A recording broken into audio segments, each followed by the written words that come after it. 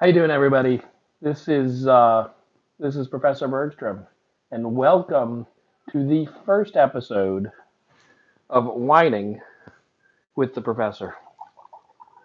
I want to thank my friends Sang and Camille from the Wine Vine for helping me out here in choosing the wine. This is one of the wines that they're going to be tasting on Friday at their weekly wine tasting. They do wine tastings there at the Wine Vine every Friday from 5 to 7. And I got to say, for the past several years, it is the only event that has been scheduled on my calendar indefinitely. Everything else goes on the calendar, comes off the calendar, but the wine tastings, the wine vine, even if I don't make it there for the tasting, at least I'm thinking about it because my calendar tells me I should have been there. The whole premise here with whining with the professor is partly life choice and partly because I really like the folks down there at the Wine Vine, and I want them to I want them to stay in business, and so I want to do everything I can to make sure that more people go there and buy more wine, because I really enjoy the wine that they have there. I really enjoy the the family atmosphere in the store, and I like wine and I don't want to have to find a new place to buy wine. So as long as they have customers there doing good business, I'll have access to good wine and good people. Um, and the other thing is, I've spent my life observing the absurdity around me and then trying to laugh about it. It's really because the, the world is crazy. People do stupid things, and people let you see them do stupid things. And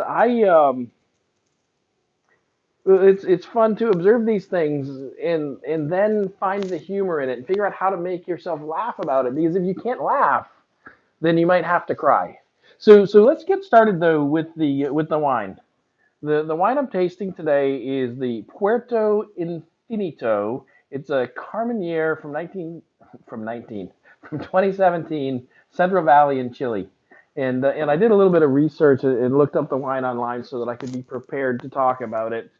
And didn't really find that other people had been talking about this wine online. There was, I think it got 86 points from some review that I looked up, and some people said that it was big and or it's not big but fruity, and it had a few lackluster reviews and nothing that was really exciting. The person that gave it the 86 said it was because of the price point, and honestly, I didn't pay attention to the cost when I got this today. But I do know this is one of the wines that they're going to be tasting on Friday at the wine tasting, and I wanted to give it a little bit of a try here.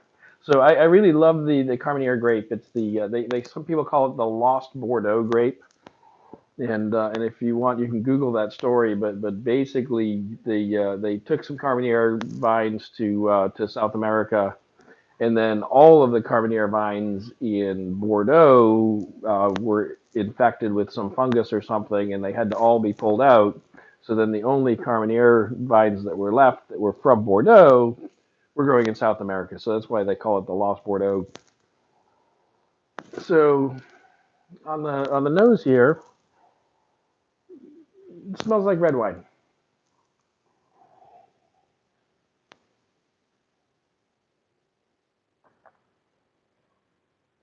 I like it. It is a little bit fruity. It's not one of these big bold Chilean wines. It's it would go good with barbecue, chicken. It's nice. It's a nice drinkable. So it's kind of maybe even in the summer, drink it at a barbecue. Drink it as you're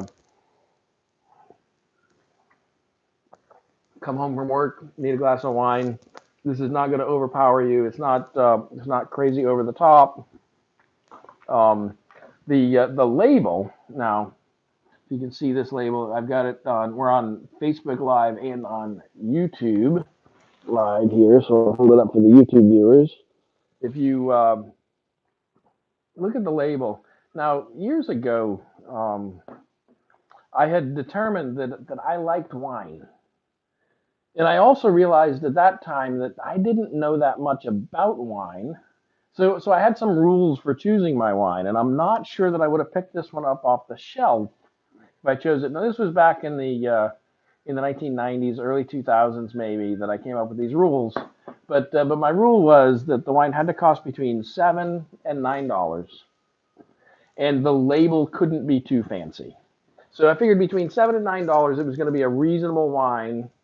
And if the label was too fancy, they were trying too hard to sell it to me. That was my theory. And I've since backed off the label thing because I've had some pretty good wines that had fancy labels since then, and it was really kind of thanks to my friends there at the Wine Vine. But I said this was going to be whining with the professor, and I don't just want to have the wine, but let's whine a little bit. And we all need a chance to whine and complain sometimes. Sometimes you see something and it's just completely outrageous, and you've got to get it out. So for Christmas, I bought my wife a new toilet seat, and all right, it was a kind of a fancy toilet seat. It's got the built-in seat warmer, and it's got a night light, and it's got a drying fan, and there's a bidet and everything built into it. And in order to install the new toilet seat, of course, I had to install a new toilet. And so I was making a trip to Home Depot because when I took the old toilet off, I found that the floor underneath was not especially level, and it was a little bit rotted around there. And so what I did is I got some mortar, and I scraped out all the bad stuff. I filled it in, put down a new ring, and then installed the new toilet. But I had to make a second trip to Home Depot because I hadn't anticipated that I was going to have to fill in that gap. And so at about, I don't know, about 2:30 or so, I was driving from my house to the Home Depot, and I noticed at this busy intersection, one of the busiest intersections in town, in on the other side, that there was a car stop. The hood was up, the trunk was open. There was a guy standing next to it, and I figured, oh, he must be waiting for the tow truck or something. I drove on, and so I got the stuff I needed from Home Depot. And on the way back, I got stopped at that traffic light just adjacent to where this guy was stopped. And so I opened my window and I said, hey, are you all set? Do you need any help? And he held up his AAA card and he said, I've got my AAA card here, but my phone battery is dead. So I pulled over in front of him and backed up in there, turned my flashers on, and I got out, and he used my phone to call to AAA. Now this was at about 3:15 or so by this time, and English was not his first language, but he spoke very clearly. I could understand everything he was saying to me and to the nice woman on AAA, and he happened to have the phone on speaker when he was talking to her. And apparently, he had called them at one something, and they had dispatched a tow truck. And then at two something, they had canceled the tow truck because when he had called them back to find out where it was, he said, and oh, the police are driving by and now they're stopping. And so AAA decided that since the police were there, they were going to cancel their tow and let the police have the car towed. But they didn't tell him they were canceling the tow truck. They just canceled it. And so when I got there, it was three something. And he'd been waiting since one something for the AAA tow truck. And so he gets them on the phone. And this woman that answered the phone, she was kind of antagonistic against him. And I couldn't understand why the customer service person wasn't going out of their way to serve the customer. And as I'm listening, and she must have asked him three or four times to verify the location of the vehicle. And he told her the same thing every time and said, just like it was when I called you before. And then as it was getting all settled, and she said, all right, well, I'm going to call for the tow truck to come. She starts giving him sort of a scripted upsell for some other service that she wanted him to buy. And he said, yeah, I've heard all of that before. Please just send the tow truck. And then she got really uppity with him, and she says, "Hey, if I can't finish this, then I can't send the tow truck to you." And my thought was that this is absurd. They have clearly made a mistake. Even if maybe he said something that inadvertently made them make the mistake, she's heard the whole story that I heard. She's got to understand that her company has made a mistake, and it's her customer that she's supposed to be serving. And instead, she's yelling at him for not wanting to listen to the upsell before she sends the tow truck, which will now arrive something like 3 hours after he asked for it the first time.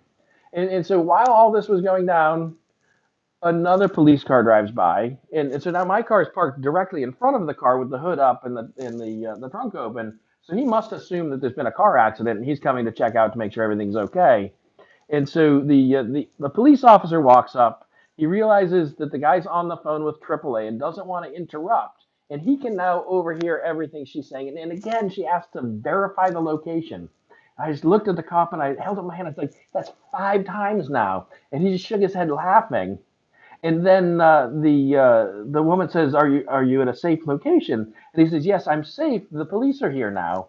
And she immediately said, after all of this, he's been on the phone with her for maybe 20 minutes at this point. She immediately said, "Oh, if the police are there, we'll cancel the tow truck and he'll call their tow truck." And the cop is just shaking his head. And finally, the guy hands the phone to the cop. And so now the cop's talking to the woman from AAA. And the cop's saying, "Please send your tow truck. If I have to call a tow for this person, it's going to cost him a minimum of $100. And she says, "But we'll reimburse it." And with that kind of customer service, I kind of doubt that there was going to be any reimbursement coming. And so when I left, AAA had agreed to send the tow truck, and the police officer was going to wait behind the disabled vehicle with his lights on to make sure that he was safe until the AAA tow truck got there. And I couldn't understand the absurdity of the company not wanting to serve their customer. And so now, for the entertainment portion of the evening, my daughter's on the other side of the camera making faces at me to try to make you see me laugh. And you know what my answer to that is?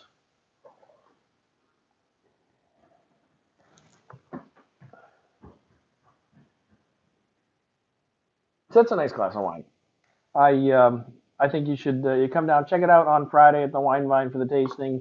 Can't make it on Friday, you can go there on Wednesdays and buy wine too. This was again the first episode of Whining with the Professor. I'm hoping to make this a weekly event every Wednesday at 7:30. We'll taste a new wine, something that they're going to be tasting out at the Wine Vine on Friday. And I will complain about something that I hope will make you laugh, because I just can't understand how a customer service oriented company could have provided such poor customer service at that moment. And maybe there was other circumstances. Maybe I don't know. I just don't get it. If you're there to serve the customer, then serve the customer. See if we had any viewers online. Looks like we had a few viewers here. No questions or comments. But thanks for joining me. I will see you guys next week.